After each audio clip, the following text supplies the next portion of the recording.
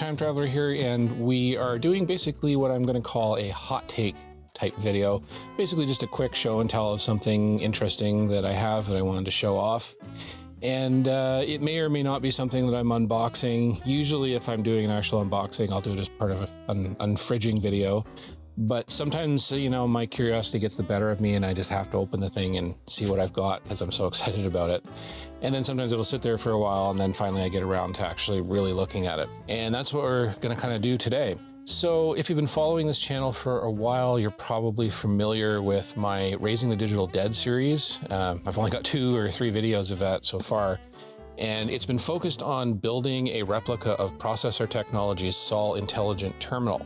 That was the forerunner to the later Sol 20 terminal computer, which is beloved by collectors like myself, you know, computers of a certain vintage, because it was pretty much the first complete computer that you could buy in the sense that it had everything you needed to basically get going. It had a motherboard, it had a power supply, it had a case, it had a keyboard. All you needed really was a screen to connect it to and some kind of I/O like tape or floppy disk later on, and you were ready to start computing. That was remarkable because up to that point, computers had largely been kind of a, you know, engineering student hobbyist type thing where basically they were just offered as kit boards and you kind of had to just put everything together yourself. Now, the Sol 20 was not the only form that that computer came in. Processor Technology, like a lot of companies in the mid-70s, also offered kit versions and basically stripped down versions of that machine, depending on what the hobbyist wanted to do. Right at the very beginning, you might recall in my video I mentioned that they had a lot of trouble with the very first version of the Sol board because they had made some mistakes in the layout and basically a lot of traces couldn't make it over to where they needed to go. And so it required a lot of jumper wires to actually make the thing work. So basically they never offered that board to anybody for sale. They only offered the plans for it. And right away when they started sending out the plans for the few that requested them, they also included a cover letter that said, look, we've got a whole new design here. Everything's fixed. We're only going to sell that one going forward. And they basically warned off everybody who was thinking about building the original. And so when they launched it, initially they had 4 options. They had basically what was called the Sol PCB, which was just the board, just the PCB by itself, no parts, no nothing. It was just the board. And that was about $40, and that was offered to certain hobbyists. I think just the people that were the original respondents to the Popular Electronics article.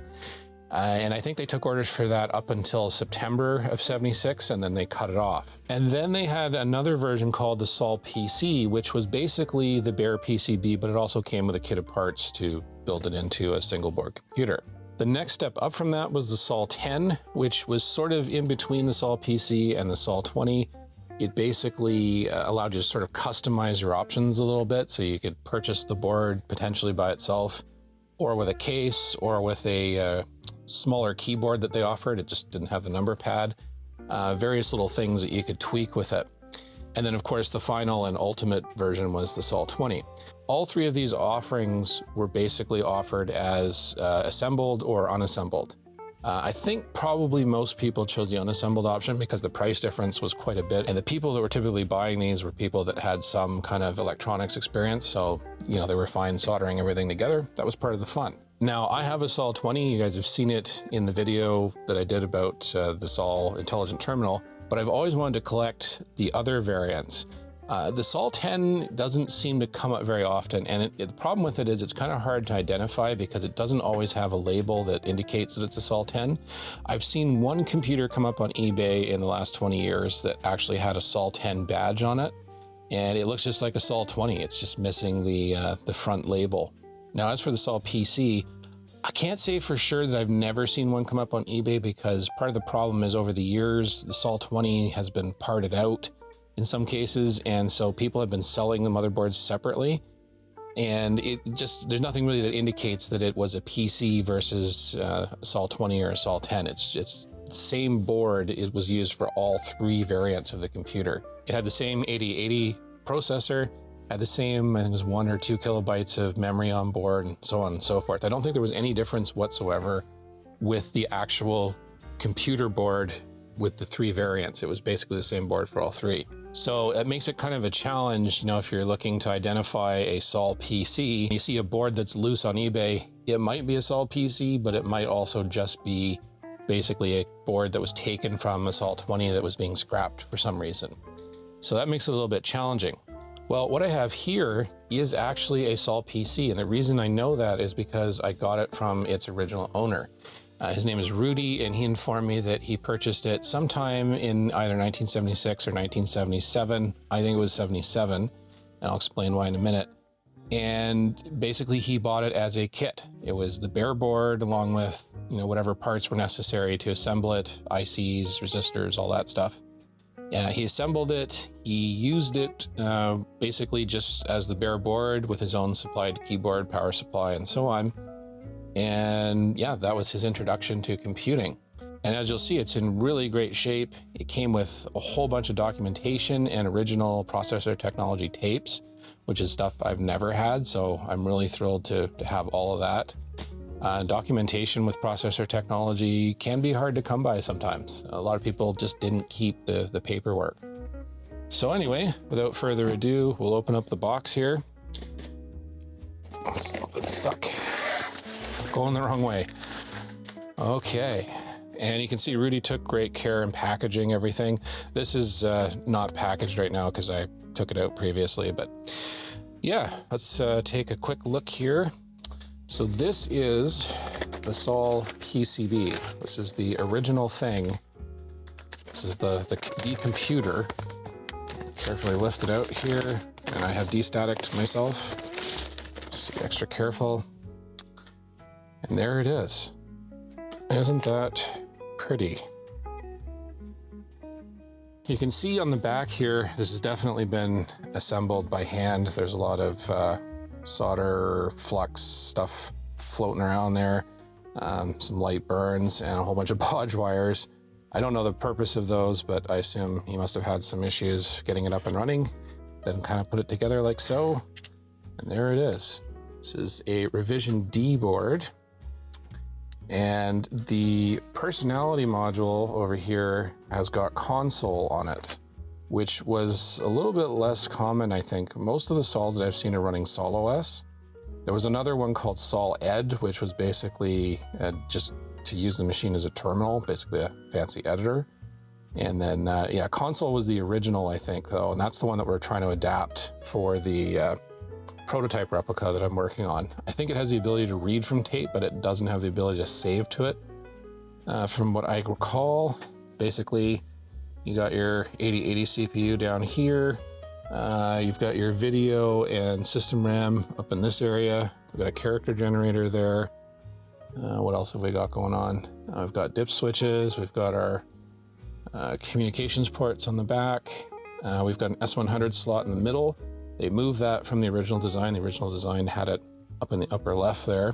And yeah, one of the things that kind of points to this being a Sol PC rather than being a removal from a Sol 20, one of the things I've noticed with the parts boards that come up is, you know, they have the coax cable still attached. They have various wires that are still connected but snipped off. That's usually a good indicator. Apart from that, though, there's really no way to tell for sure. You know, the board is literally the same on every machine. I think there were 2 revisions of it that made it out into public distribution. This is the Rev D board, and then there was another one which was Rev E. The serial number for this, right under the personality module here, which I'm going to carefully, doesn't want to come loose.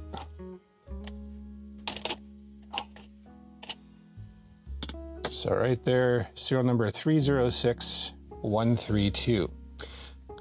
Now, I think what's interesting about this is some of us who were collectors of this stuff, you know, we've been having a little debate about what exactly was going on with production, and some were under the impression that the Sol PC was basically produced for a few months and then discontinued.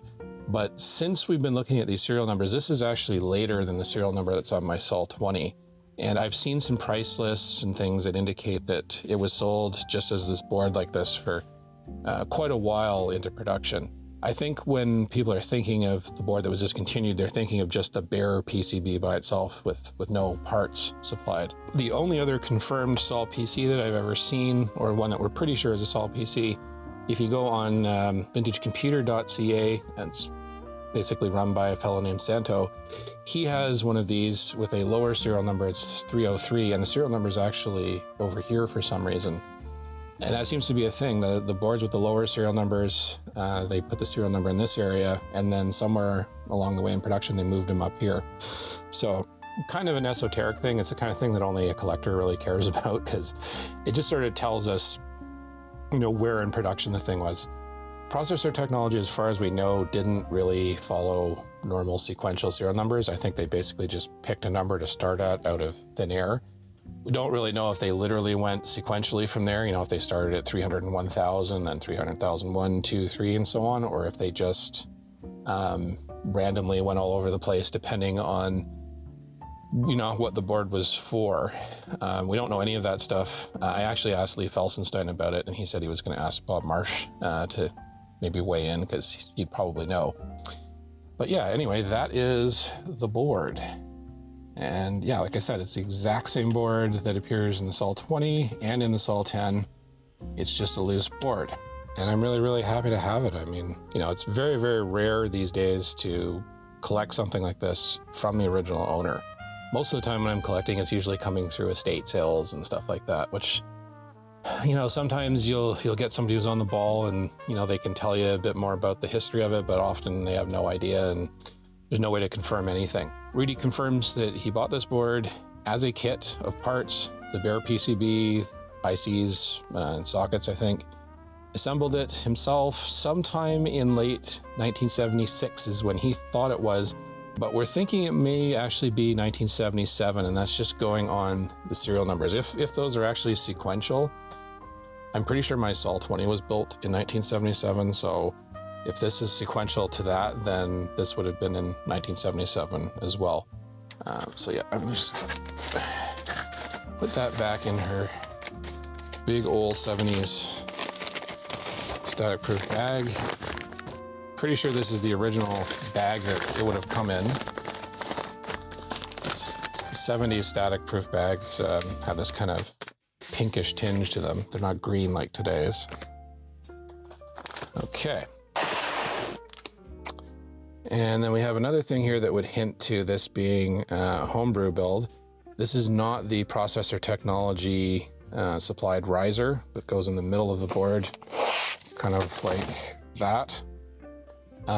This is definitely basically a homebrew job, because it's actually two boards that have been cut from other things. I can see on the back here, I don't know what this board was originally. It looks kind of like a prototyping board of some sort. It might be Processor Technology's own. Basically, it's been cut, and then we've got another board, which might be S100, or it might be just a 100-pin bus board that he found, and all these wires connected to it. So yeah, I don't know if I would trust this today. Might have to really dig around. I can see on the board underneath, it says Artec Electronics, so that's interesting. Yeah, I think this is probably a prototyping board just based on all the holes here. So yeah, we'll put that aside. And as I mentioned, I got a bunch of tapes with it, which I'm really excited about, because these are actual processor technology tapes, which is something I rarely ever get with any computer that I purchase, because usually it's the computer that survives and the tapes end up getting tossed. So that's amazing. This is Extended Basic, looks like, and that is Wang's Palo Alto Tiny Basic. So that's pretty cool. What else have we got? This is Game Pack #1, and it's got the famous Targ on it. Targ is a basically target shooting kind of game, kind of almost like a Space Invaders type deal. And I believe this actually was featured on a talk show. It might have been The Tonight Show. And the host actually was playing it and actually played it right through the commercial break and couldn't be separated from it. We've also got Life and Pattern Generator and Zing. I have no idea what Zing is. But yeah, that is an original processor technology tape. along with copyright notices and the whole bit. Not very much tape on there. Its programs wouldn't have been very large. I'd assume that would be able to run on a stock system. And TLIO driver ATE editor assembler. I'm not really sure what that is. But yeah, maybe somebody out there knows what that is. Okay, what else have we got here? This is Basic 5, Basic/5. And that appears to be Processor Technology's own, copyright 1977. And we've got a game called, I guess it's Matches and Lunar, which is probably like a lunar lander would be my guess. It's kind of funny how all those companies back then kind of followed the same pattern. They usually had the lunar lander, a Star Trek game, and of course, Microchess, which was made by Peter Jennings and another fellow. And I think they had a version of this for Commodore and some other systems as well. And this one is designed for Sol OS, which I'm assuming it'll work on console. I don't think it should have any problems. We got 2 more tapes here. This is Trek 80. Yeah, so we got a Star Trek game for sure. That's kind of a mandatory for late 70s. And also have ALS 8, which I think is their assembler, if I'm not mistaken. I'm 100% sure on that. Original Processor Technology software. Never had anything like that before, so that's really cool. Let's see what we got in here. So we've got the Small Computer Catalog, which is basically an original Processor Technology brochure. I'm pretty sure I've seen this online in scanned form, but I don't think I've ever seen it like this. Oh wow, yeah, that's just torture. Look at all that stuff.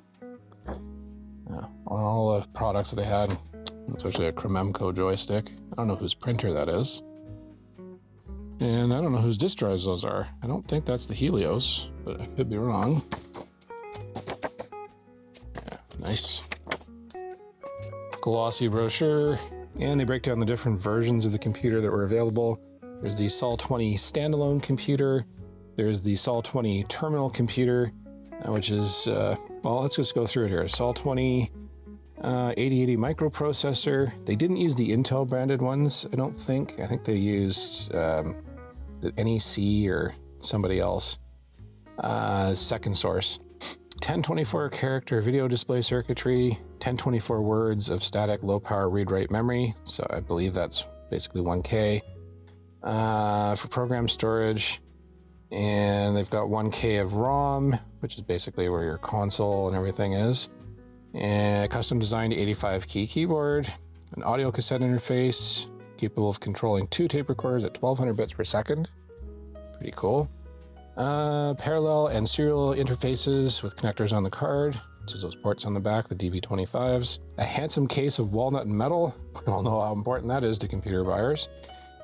Software, including the pre-programmed PROM personality module and a cassette with Basic 5 language, which we have, and design compatible with all S100 bus products. I think that's not 100% true, but I might be wrong. As far as I know, when they did the original design, they kind of used, I think it was the DB-in signal in a way that other manufacturers didn't, so not all cards worked. And then we got the Sol 10 terminal computer. It comes in the same handsome package as the Sol 20, but because of limited memory, it is designed more specifically for smart terminal applications. Now, I don't know what they're referring to there, because as far as I've ever seen, that the few Sol 10 examples I've seen, they all had 1 kilobyte of RAM available. So maybe it was just that it wasn't as expandable. I'm not really sure. And the price includes case, power supply, and 70 key solid state keyboard. And 15 key arithmetic pad is optional. So they had a separate numeric keypad. That's cool. And then later you can upgrade to a Sol 20 by adding an expansion backplane. Okay, so basically the Sol 10 doesn't have the expansion backplane, and that limits your ability to put a card in. Because I don't think with the Sol case you could fit a full height S100 card in there. Yeah, there's extra power supply, fan, and keypad. And then we have the Sol PC single board terminal computer, which is what we have over here. This is the heart of the Sol system. 16 lines of 64 characters per line. They're kind of just restating this in a different way, I think. character set, selectable blinking, yeah, microprocessor, 1024 bytes PROM, and 2K of low power static RAM. Well, that's interesting. Yeah, you notice they're kind of changing the way they're wording things here, and they kind of buried that one at the bottom. I don't know. I assume that all of these boards have the same amount of memory, so I don't know if they're counting it a different way there. Low power static RAM for program storage. Yeah, I think they're restating this. They're including the video RAM, which I think they had kind of separately in here. I think this might be being written in a way that, you know, they're trying to not make it obvious that it's basically the same computer as here, and it's cheaper because it's, you know, without all the extras. I think they really wanted to sell the complete computer. And we have our personality modules, which use different types of EPROMs. And yeah, the rest just kind of goes over software, ALS program development system, focal, game pack. It's like I have most of that stuff now. Yeah, this is classic 70s sunflower. Kind of, I don't know if these are, I'm assuming these aren't computer rendered graphics.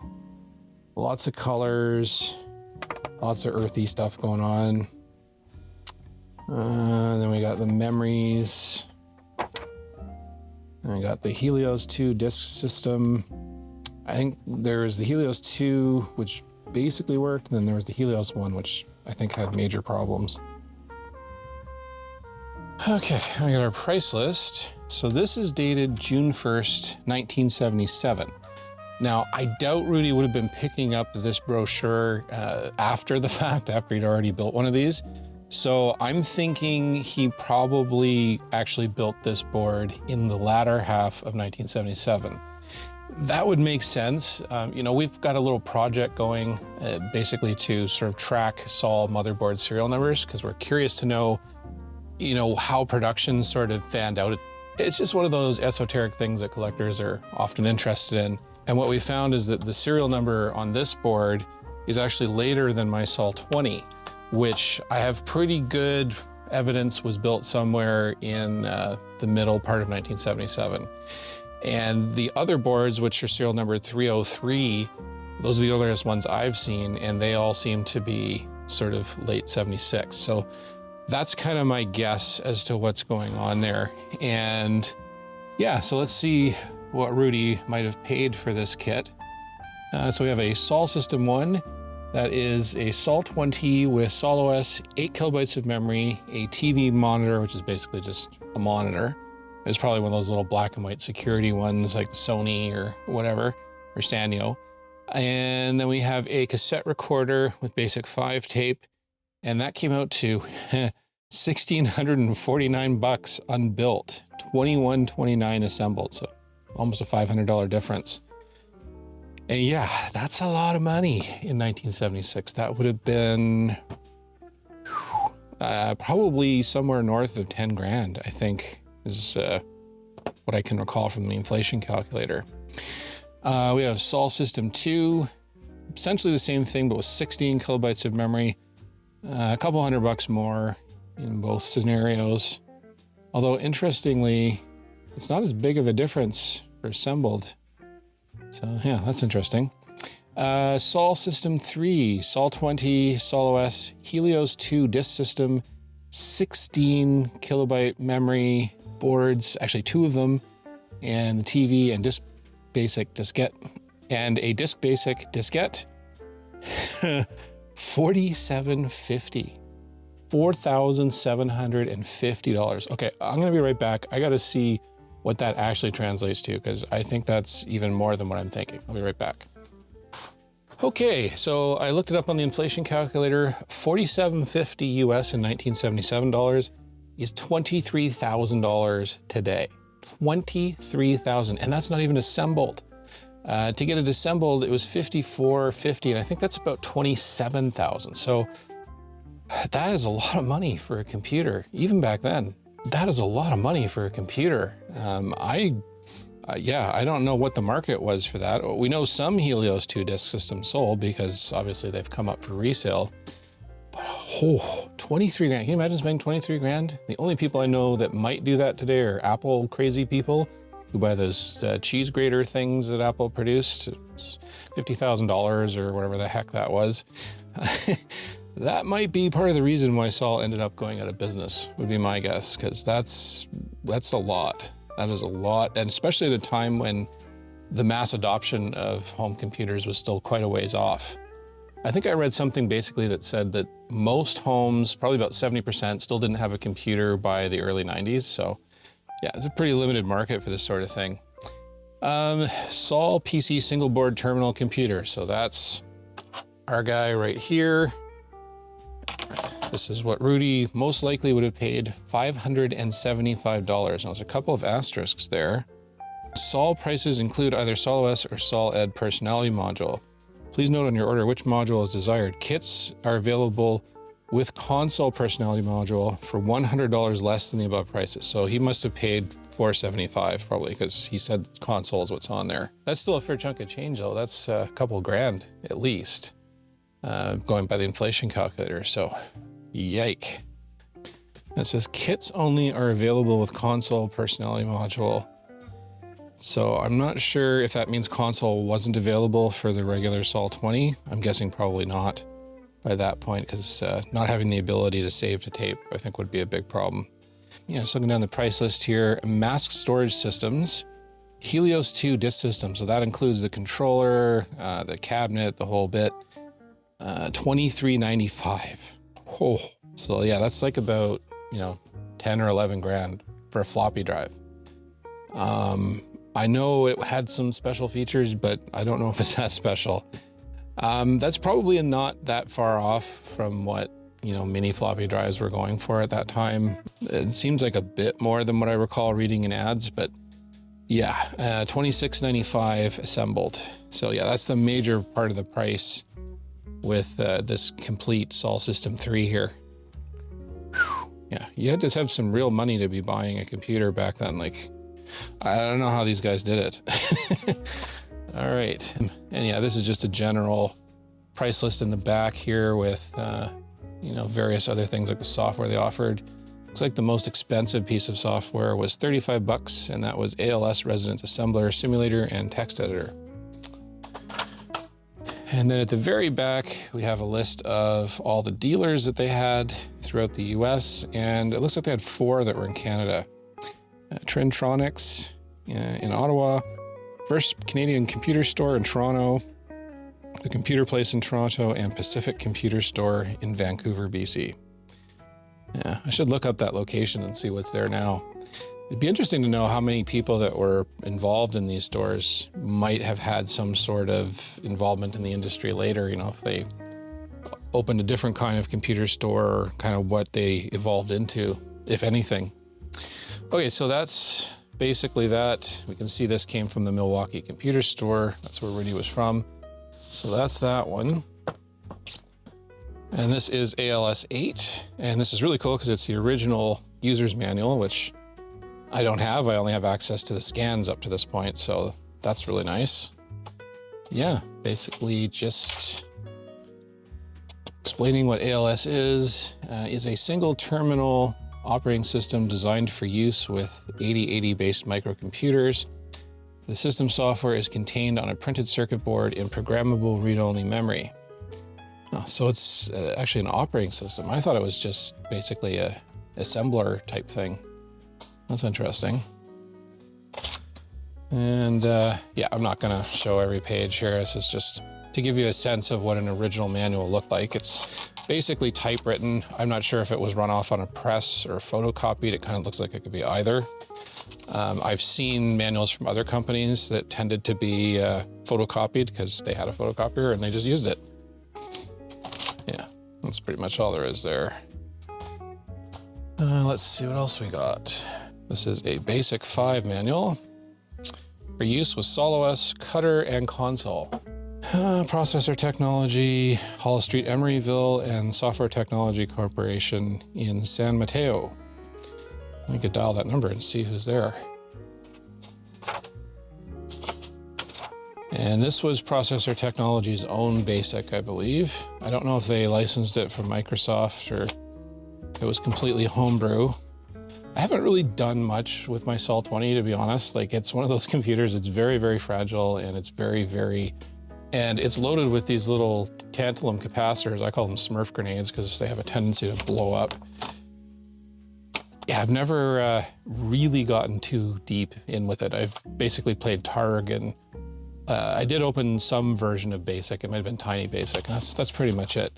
It's one of those things that I kind of appreciate it more from afar than actually using it as a day-to-day computer. I really should, you know, learn how to program, because I think that would make all the machines in my collection that much more enjoyable.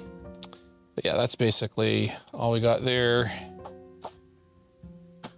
Again, really, really liking, you know, seeing these things in real life as opposed to a PDF.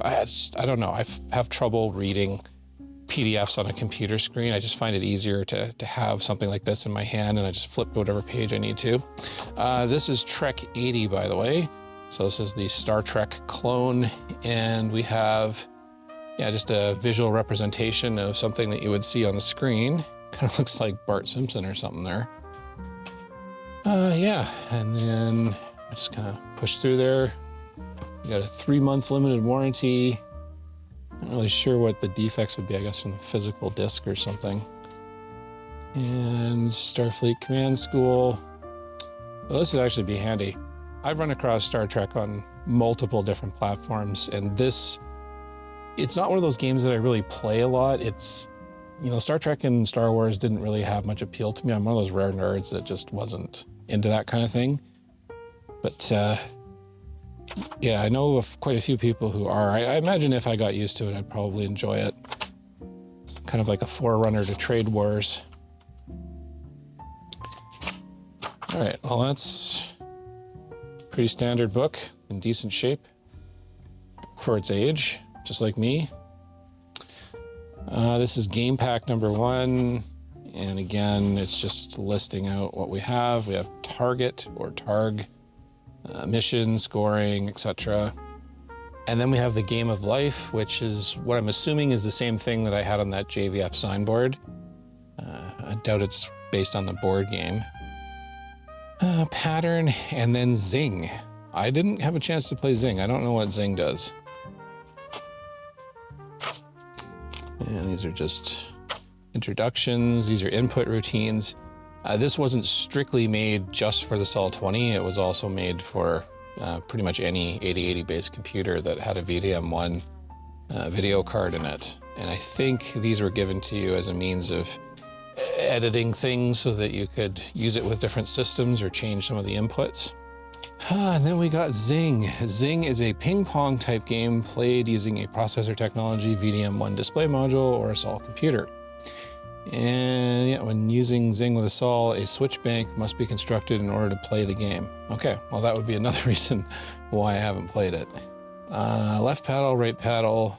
So yeah, you could actually set up for a joystick or paddles, I guess. It probably would have to be paddles because you want to be able to go back and forth quickly. And this is just sort of giving you instructions on how to set all this up. A bank of 8 switches are required to play Zing. These switches are connected to the parallel port at the rear of the Sol. And yeah, that'd be an interesting one to fire up someday. If I can get my Sol-20 to be stable, or if this one ultimately works. Let's see what else we got here. Yeah, this is just, again, things that need to be modified depending on which operating system you're using. And what do we got here? Yes, this is Micro Chess. Written by, I think that's Peter Jennings. I don't know the T in T. O'Brien. And this was made in Toronto. And of course, Micro Chess wasn't specific to the Sol-20. It was developed, I think, well before that for a variety of computer systems. It was just kind of modified for the Sol-20. Yeah, there's no fancy graphics or anything with this because, again, the Sol doesn't have actual bitmapped graphics. This looks like a listing. Yeah, and then basically it's just text. So BP would be black pawn, WP would be white pawn. And yeah, not much of a chessboard. It's basically just an empty square. It looks like it's got some errata in here and how to correct the board after an error. Yeah, so it looks like Rudy's been through this because we've got some notes there. Okay, so that is microchess. And what else have we got here? Now these are something that I kind of prize. These are handwritten notes by Rudy himself. So these are the backplane connections. So this is the backplane that Rudy developed. And we can see on the back here, we've basically got kind of lines up. 8 volts, I think, is connected somewhere up here.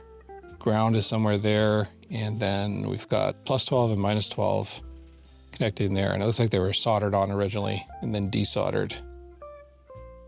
Yeah, so that's how that hooks up. That'll come in handy one day. And then we've got loading programs. So get, start tape, indicate, return to monitor. I've never actually loaded anything on my saw using a tape. I just used basically serial transfer because you can do that. You just put it in terminal mode basically and then download basically the ASCII representation of whatever it is in machine language that you want to play and then just run it. Saves a lot of time and fooling around. And then we've got a diagram of the board itself. So this basically just explains kind of where everything is. Let me just turn it here. So the parallel port is here, the serial port is there. And yeah, I kind of suspected power was this connector here. And then the keyboard connector is here. So I would have to get kind of creative to wire that up. I have to find either a ribbon connector for it that I can strip the ends off, or the other trick I sometimes do is from scrapped computers, I take the little leads that go for power and reset and hard drive LED and I just cut them off and then just plug them in individually, 2 pins at a time. That seems to do the trick. But this is really cool to me because this is, you know, the owner's own handwriting explaining how the thing was set up back in the 70s. And I just can't describe, it just means a lot to me as a collector, you know, as someone who's interested in history, because the machines are interesting, but it's the people for me and the stories behind, you know, getting these things, you know, hearing from Rudy and hearing about his first experiences building this thing and learning on a computer, which was something that very few people had back then. It's just really neat. And having this basically ties the owner to this piece. You know, when you get a piece off eBay and there's no documentation whatsoever, then you have no story. You have no idea where it came from, how it was built, how it was ordered, etc. You just have this thing that passed along and maybe came through an estate sale or one day or something like that. So yeah, that's really great to have. And that is the TLIO. I'm gonna guess it has something to do with tape interface. I'm not really sure. Probably we'll find that out later. And then we have extended cassette basic. Pretty thick manual. I've got some notes there, which is really cool. And by this point, they were in Pleasanton, so this is after the move. And possibly all these manuals are after the move and they just didn't update the address in the printings.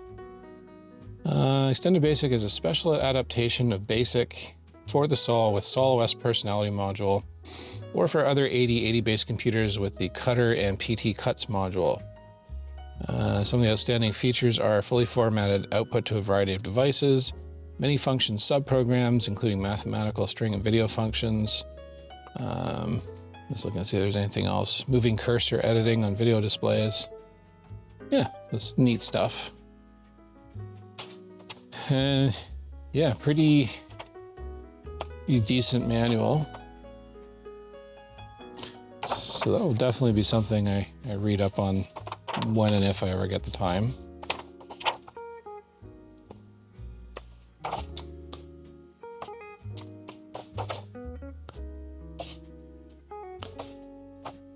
Yep.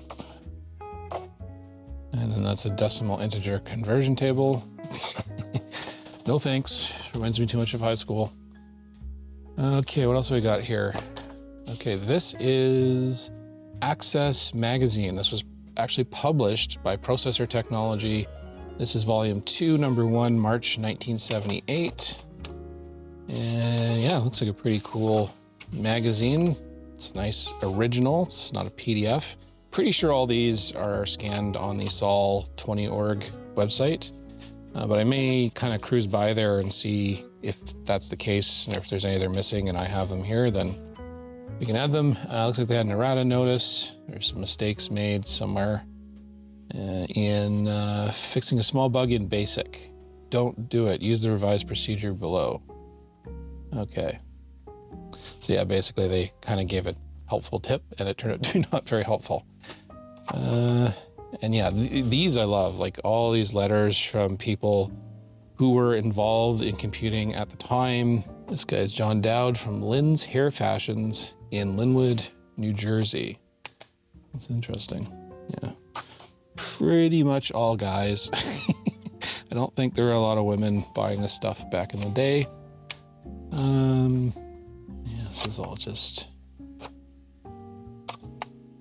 yeah, there's just so much to read. It's just the layout of the board. Yeah, that's cool. It's always nice to get stuff like that. Here's another one. This is November 1977, volume 1, number 4. Hardware, Helios 2 is coming. Yeah, good luck with that. 2,300 bucks. I don't think so. What else have we got here? Reader feedback again. These are some more people that are writing in, and we got some art. I thought this was something somebody scribbled in here, but this is the Computer Art Museum. This is by Don Roberts, age 6, a Taurus, in Berkeley, California. Robots of the Future, and there it is. Yeah, Dawn would be, this is 1977, so yeah, she'd be in her 50s now. Wow. Goes fast, fellas. Goes fast. What we got here, this is, we've moved again, so this is announcing the move to Pleasanton. Got a nicely drawn moving truck. And we also have a bit of a spoof of Star Wars featuring C-3PO and R2-D2. And R2-D2, but spelled A-R-T-O-O, probably to not get sued. And yeah, this is just a bunch of programming. A solve keyboard fix, some sample programs. Man, I mean, literally, I could spend probably the rest of my days just going through all this stuff and learning everything that my Sol20 can do. Unfortunately, I have over 300 computers now, so you know, I barely get to spend even like an hour or two at night with any of them, let alone enough to really enjoy them. This is falling off there.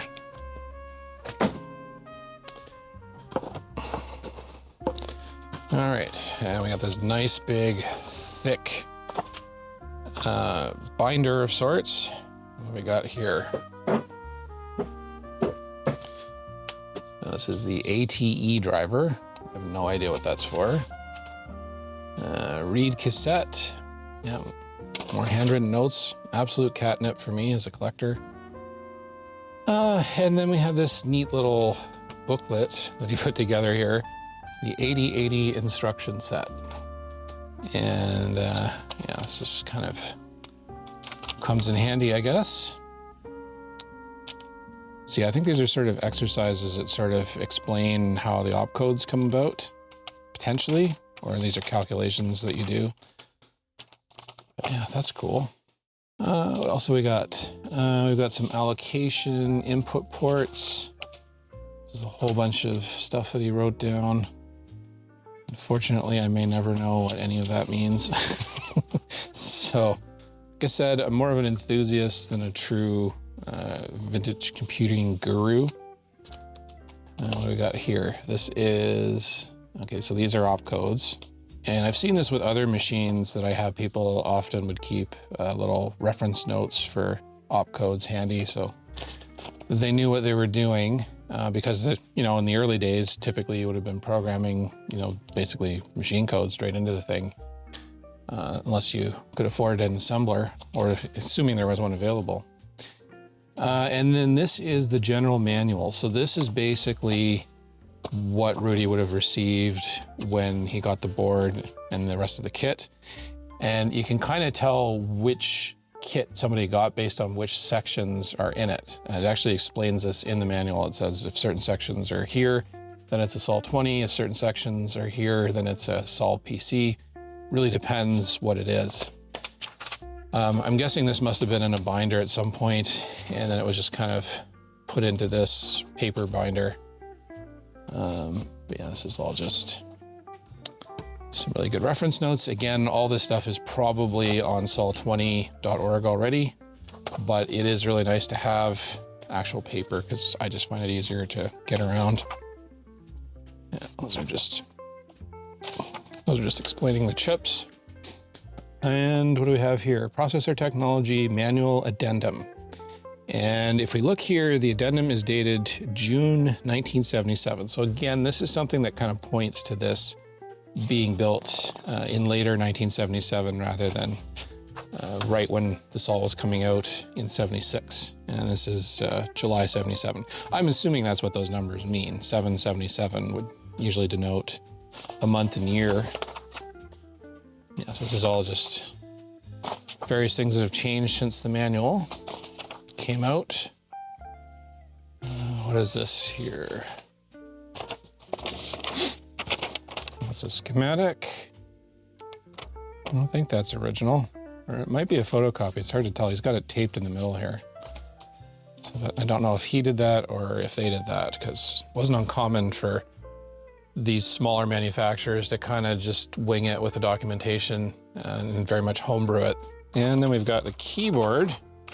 So yeah, that's a picture of the original Sol 20 keyboard, which was made by Keytronic, I believe.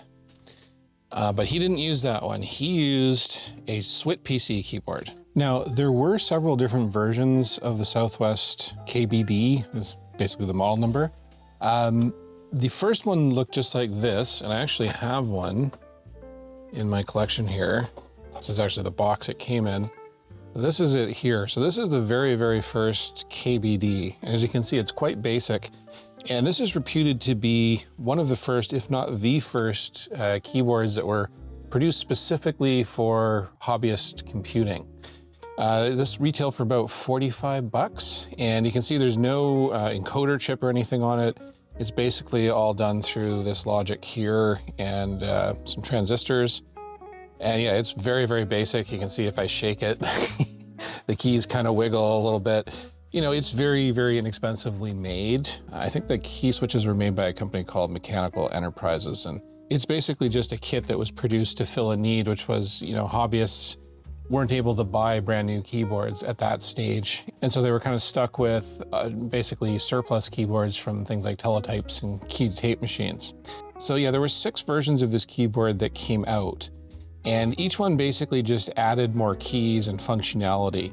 And of this 5 or 6 of them, I think really there's only really significant differences on 3 of them. We have this one here, obviously, which is the original. And then we have another one, which is the KBD2. And I think the KBD3 were pretty similar.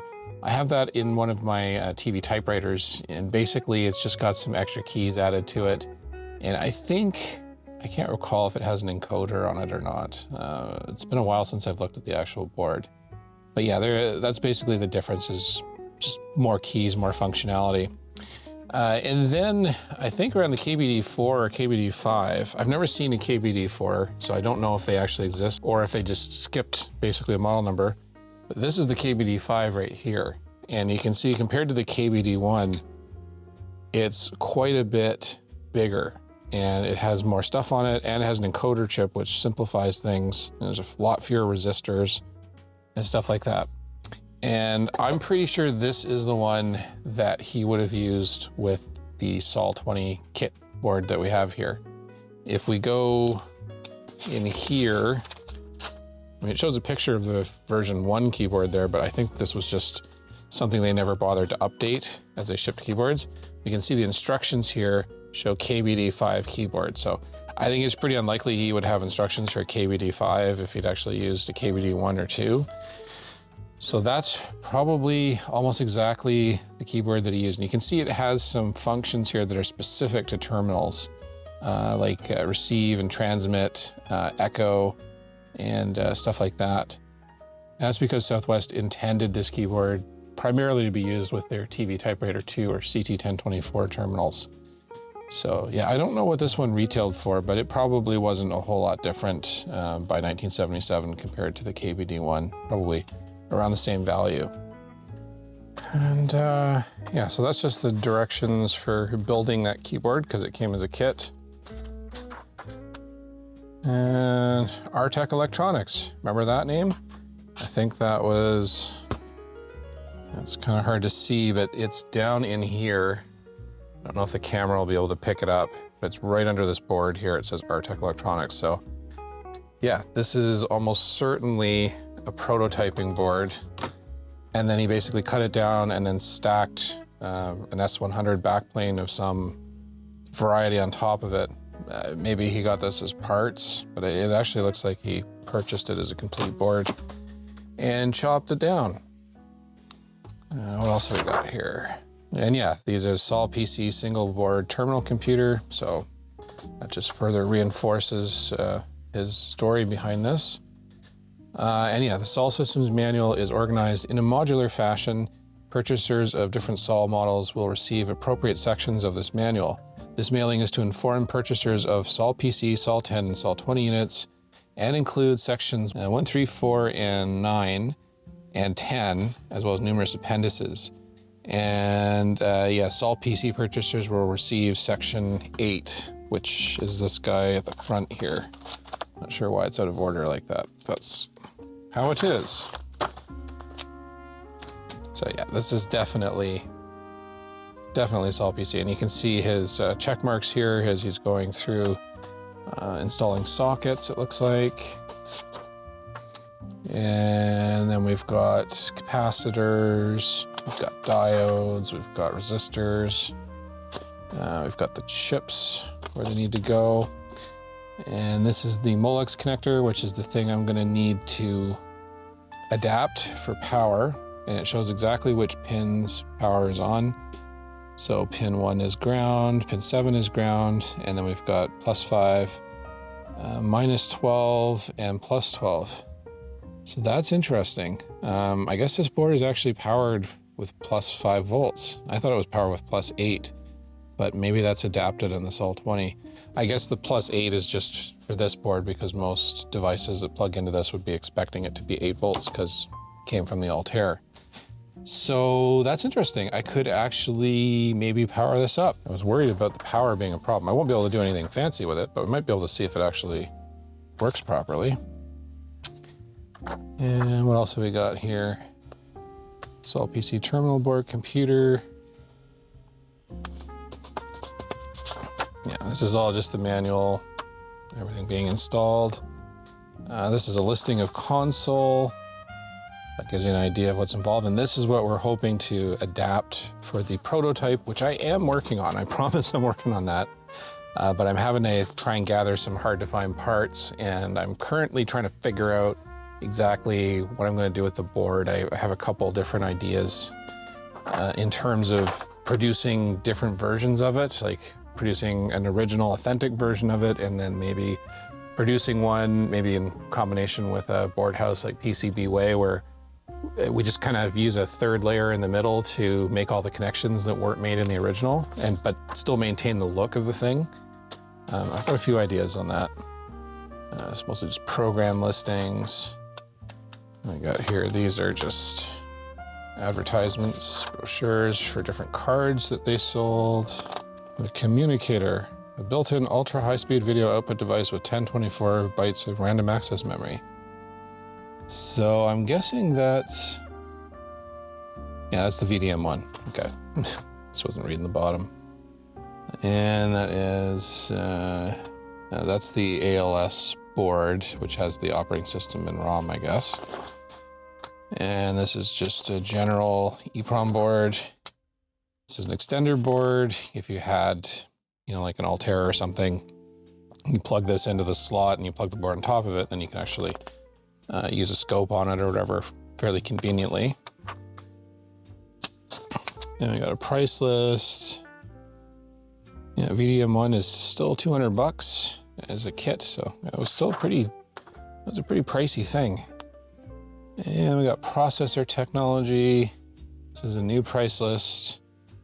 No, this is an earlier price list, effective December 1st, 1976. So maybe this is something that Rudy picked up at the store when he was first looking at potentially buying one of these. $475, and it's got an asterisk beside it again. Just trying to see if I can see where that is. SOL prices include console personality module. If SOLED intelligent editing terminal module or SOL OS is desired, add 100 bucks. Yeah, that's explains that. Helios 2 disc system was a little bit cheaper here. It was $18.95 there. I think it was 21 something on the other one. What do we got there? Most computer terminals are dumb. Yep. Agree with that. What else we got here? This is just specifications for the board. And again, they mentioned the 70 key keyboard, but I've never seen a photo of it anywhere. I wonder if it's on the SWTPC website. I should check that out. Okay, let's see what else we got here. This looks like part of Access June 1977. So this is Access magazine before they changed the format, I guess. Some of the early ones. This looks interesting. Let's be very careful here.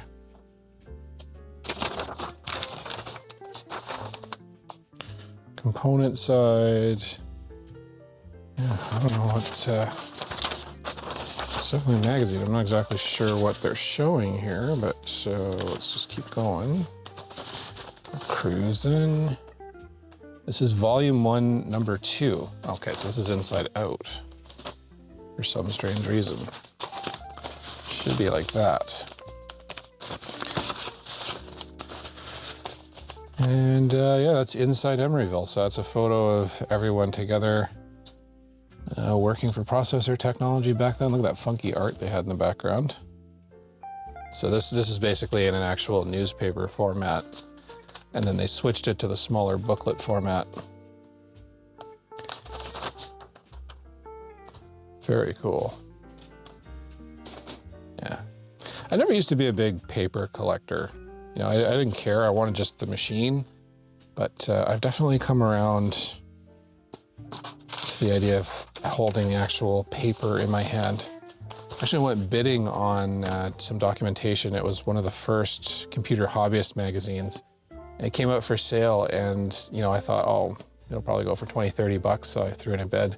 And of course, there was a snipe bidder, and they, between him and another guy, they took it up to like 150 bucks or something crazy like that. I mean, the whole thing is available online in PDF, but they really wanted the original. And this is Access, Processor Technology Access. Oh, this is volume 1, number 1, February 1977. So this is the very first one. Published by Processor Technology. Just try not to rip it here. What's the best monitor for your SOL or VDM1? I don't, well, what does it say? And yeah, they differ on that one. They're being a little bit diplomatic, maybe. This is a System 4000, which is basically the SOL being used as a terminal. So they actually meant terminal when they put terminal in the name of the SOL 20 terminal computer. And yeah, this was used for ham radio, it looks like. So yeah, there were actually people that were using these as terminals.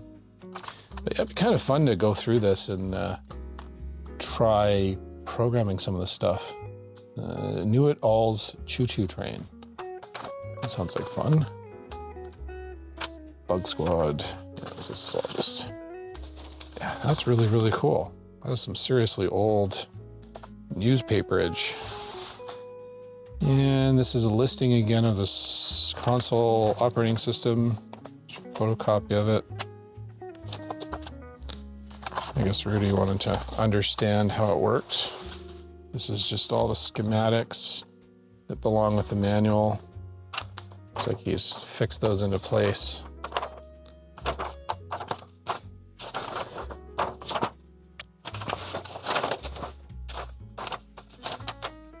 definitely find looking at an original schematic on paper a lot easier than looking at it on a computer. What else we got here? So this is to do with, I'm not sure, that's the keyboard, I guess.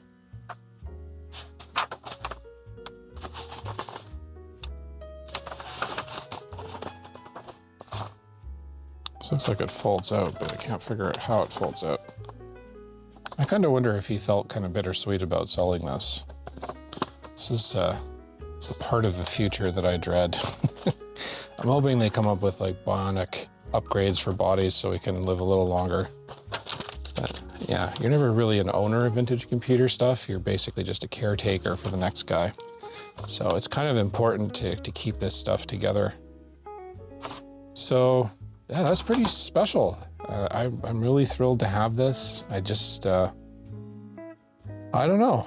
You know, I love the Sol 20. The Sol 20, you know, is kind of the thing because it's got the wood sides and the blue metal case and all that. But this is really cool in its own right because it reminds you that not everybody had the money to shell out for something like that. And they found creative ways or cost-effective ways to otherwise get what they wanted. I think I'm gonna do a bit more research on this before I actually try firing it up. I mean, everything looks like it's in good physical condition, but you know, I need to check for shorts. I need to, you know, look around and make sure it has all the right parts so it'll function. I'm sure there's some parts probably on here that have died in recent years. And then, yeah, I think we'll try firing it up and see if we can get anything. Shouldn't be too hard to wire up the keyboard here. And then, yeah, just kind of use it like that. Let's see what it can do with 2 kilobytes. Well, I think it's actually 1 kilobyte of system RAM, but whatever. Anyway, that's it for this video. I'm sorry it's been kind of hard to make videos lately because our house has been under renovation and I've had to put a lot of stuff away and it's just not been conducive with the noise and banging of hammers and stuff to actually film. I'm hoping to get more into it in the later part of this month and get somewhat caught up. And yeah, thanks so much to my patrons for supporting the channel. You know, if you've enjoyed this video, you know what to do. Hit the like, hit the dislike if you don't like it. And yeah, if you want to see more videos, help us upgrade the technology for taking videos, by all means consider becoming a patron. It's really appreciated. Anyway, that's it for this video. We will see you in the next one. Thanks so much for watching.